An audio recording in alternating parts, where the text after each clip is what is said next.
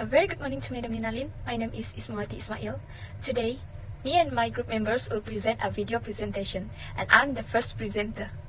What is a firm? A firm is any type of business. Examples of firms are sole proprietorship, partnership, limited liability company, or corporation. The term is somewhat commonly associated with a partnership given with broad reach of this term.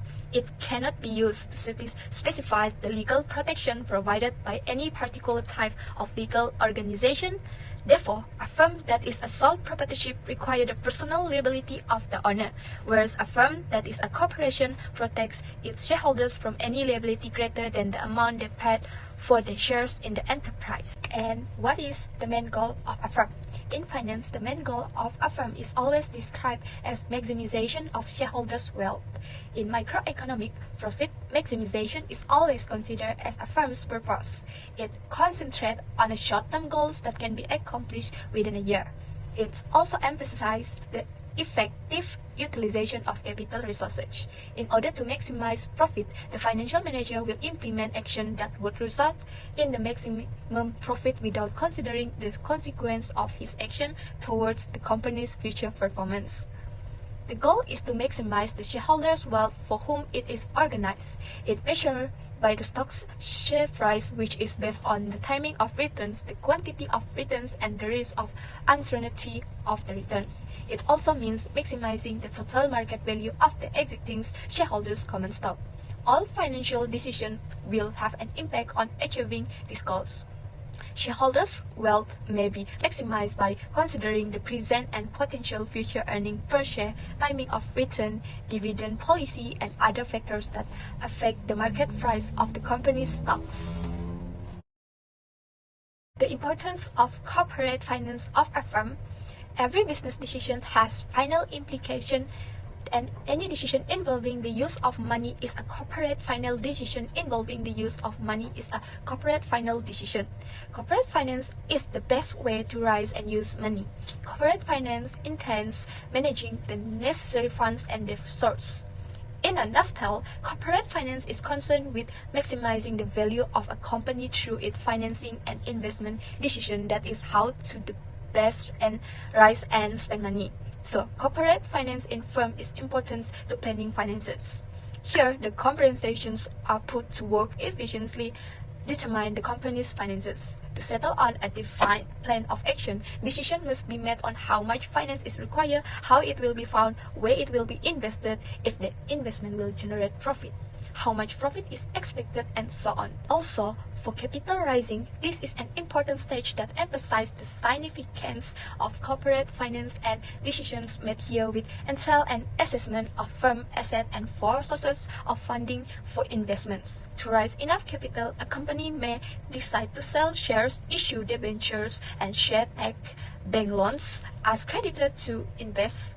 Thus, it has serious financial implication on profit and liquidity, being related to the short-term funding and managing plan of the company to finance long-term investment. As for the agency problem, agency costs, and corporate governance, agency problems, according to Johnson and McLean 1976, are characterized by a conflict of interest and information difference between the firm owner, which is principal, and the agent, which is manager. One of the ways to minimize the conflict and difference is to spend agency costs. Agency costs are difficult to measure. Agency costs are costs connected with shareholders' oversight of the board of directors in order to optimize director performance. According to Egon 2014, agency costs occur due to non-optimal performance of directors. The behaviors include excessive corporate consumption, ineffective investment decisions, wrong asset management, and fraudulent action on company assets. Supervision costs are useful to reduce the risk and loss that must be borne by shareholders. Many factors can influence agency costs, including capital structure and corporate governance mechanism. Agency costs can also be reduced by the presence of good corporate governance.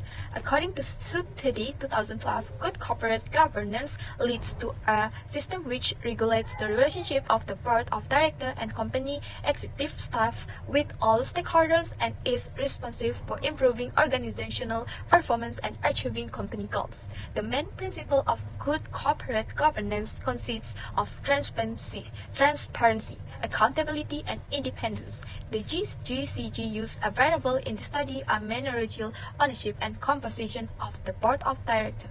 Managerial ownership is a condition where the manager has a share in the ownership of the company. Managerial ownership is believed to be one to overcome agency problems. Managers who shares in the company are expected to have interests that are aligned with the shareholders. Thank you to the previous presenter. My name is Siti Nurhalizah binti Sabri. I'm from Group FIN544 Today, I would like to talk about how a firm can raise its capital. It is highly dependent on the firm size, whether it is little or large. If we get large, we will need more money. Therefore, should we borrow or should we lend for ownership? Then, there's the matter of its life cycle stage, whether it's an introductory or maturity phase. So, while there is less capital to raise in the maturity phase, there is more capital to raise in the entire phase. Whether they wish to establish a business or expand it, they will want a significant quantity of capital and growth possibilities. To put it another way, looking ahead to see if the firm will grow or not. If it continues to grow, we will require more and more funds to support it. Okay, next I will talk about a levered and levered firm. Levered firm is the amount of cash business has after it has met its financial obligations. A levered firm flow is the money the business has before paying its obligations. Operating expenses and interest payments are examples of financial obligations that are paid from levered free cash flow. It is possible for a business to have a negative levered firm if its expenses exceed its earning. Okay, moving forward, how firm can determine an optimal capital structure? A company might issue more debt or equity in order to optimize its structure.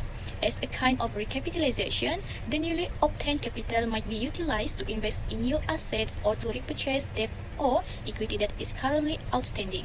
So, in order to determine the best capital structure, we must do the following step. First step is find different capital structure with a debt-equity ratio. In this step, we must take the lowest possible risk, which we can achieve by performing the next steps. Okay, second step is finding the cost of capital and cost of debt at different level of capital structure. We must compute all of the cost of capital and debt on various capital structure. Next step is find the weighted average cost of capital. The average of the cost of debt and the cost of capital is the average cost of capital. The weighted average cost of capital, on the other hand, will provide a more conclusion.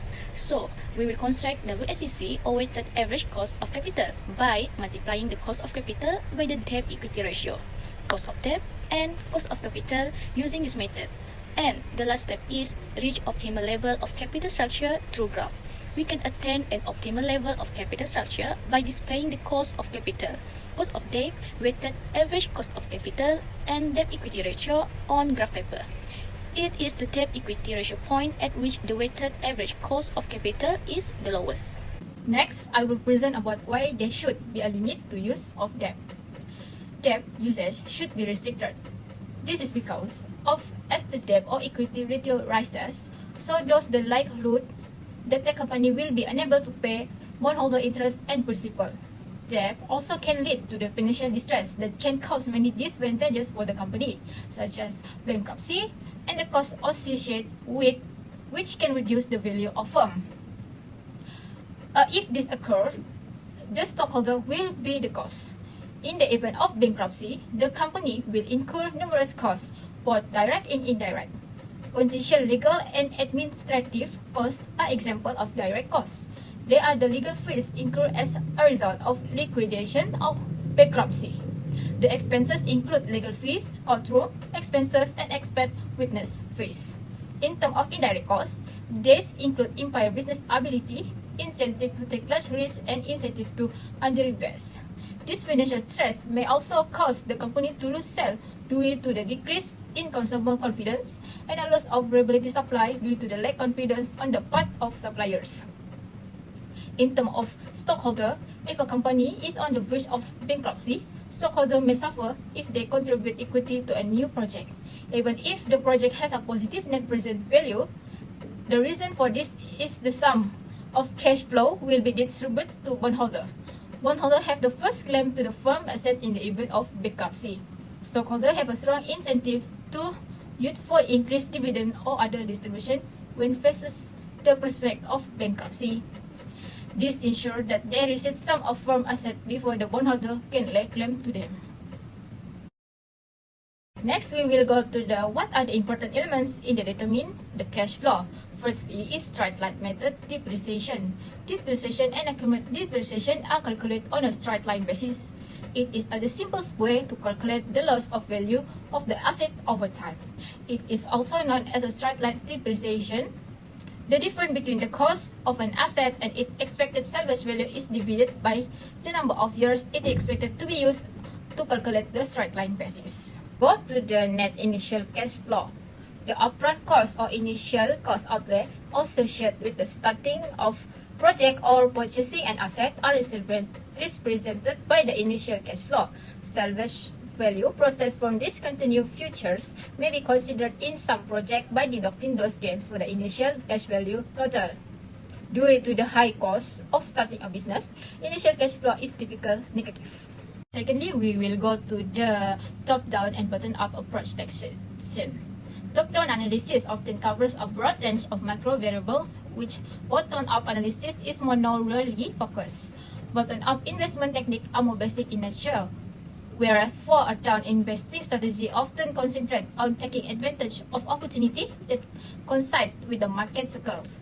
The bottom-up analysis adopts an entirely different methodology. The bottom-up technique often concentrates its examination on particular trade in micro features of a single stock. The focus of bottom-up investment is a fundamental that applies to the individual companies or industries. This evaluation gives the company fundamental a lot of weight, but they also consider the industry, the sector and macroeconomic issue. So bottom-up investing can either be really broad over entire industry or very narrowly focused in identifying crucial trade. The third D is taxation approach. This deduction assists taxpayer in the lowering their taxable income in the current year or deferred income tax for the future year. The taxation strategy reduces a company or individual tax liability. As a result, the taxation strategy refers the deliberate use of taxable expenses to offset in the earning profit. The strategy can boost the value of company by reducing the tax liability, which could otherwise reduce the value of the entity asset. Because the amount of cash paid is affected by the tax shield approach, the effect must be considered in the flow analysis, where a business or individual or corporation income is concerned. These concepts are critical, helpful, and advantageous. Next is operating cash flow. Operating cash flow is an important metric for determining the company's core business activity, financial success. A cash flow statement first section depicts operation cash flow, which is also include cash from investing and financing activities. We will go to the terminal cash flow (TCF). Terminal cash flow is a final cash flow, for example, net cash flow or cash outflow at the end of the project, and include after-tax cash flow from disposing all project-related equipment as well as a working capital requirement. Any company that uses the capital budgeting approach to estimate the overall figure of ongoing project or project the company manage is planning to undertake if the company management a more clear understanding of the project earning will help the management initially decide whether to accept or reject a project. Thank you to the previous presenter. Next, I will explain about corporate decision making based on the example calculation, that is the example of proposal that should be accepted as it is shown to give more profit to the firm. The calculation starts with finding the ICF. Then, in order to find the OCF, we have to start with EBIT and then deduct the tax percentage after that. It is then plus with depreciation and minus with changes in NWC, which is provided. The calculation for depreciation is on the right side, which is that. Following after that, we calculate after tax proceed and add with changes in NWC. After that, we calculate the total cash flow and then it is calculated. For the next one, what is the best bid price to set? For this one, this is the example of bid calculation. It starts finding the total cash flows. After that, by using the NPV formula to find the OF, see, as shown in the bottom left. After getting the OCF, we can find the SP based on the OCF formula as shown in the bottom right. Next is if two projects have different or unequal life. This is explained by using two different projects, which is project A and project B. The calculation starts with the initial cost for the project, then the OCF is based on the formula below. So for A it will be 24,000 and for B it will be 23,250 ringgit. Then we calculate the ATSV, which the formula is shown below, which will be 56,000. The amount of the total cash flow is different based on the initial cost for the project A and project B. After that, we find the NPU and PMT for both project A and B, which is shown in the right side. Project A is better and will be chosen instead of project B because of the difference in cost, which A is much lower than B.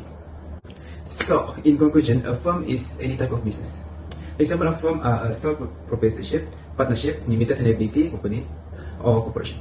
The term is somewhat commonly associated with a partnership. The main goal of a firm is always described as maximization of shareholder wealth. A firm can raise its capital by increasing more funds to support it. We can attain an optimal level of capital structure by displaying the cost of capital, cost of debt, weighted average cost of capital, and debt equity ratio on a graphic. The important element in determining cash flow are straight line method, depreciation, top-down and bottom-up approach, taxation, tax shield approach, net initial cash flow, operating cash flow, terminal cash flow, and terminal cash flow. For the last part, corporate decision making is to determine which project is better in comparison.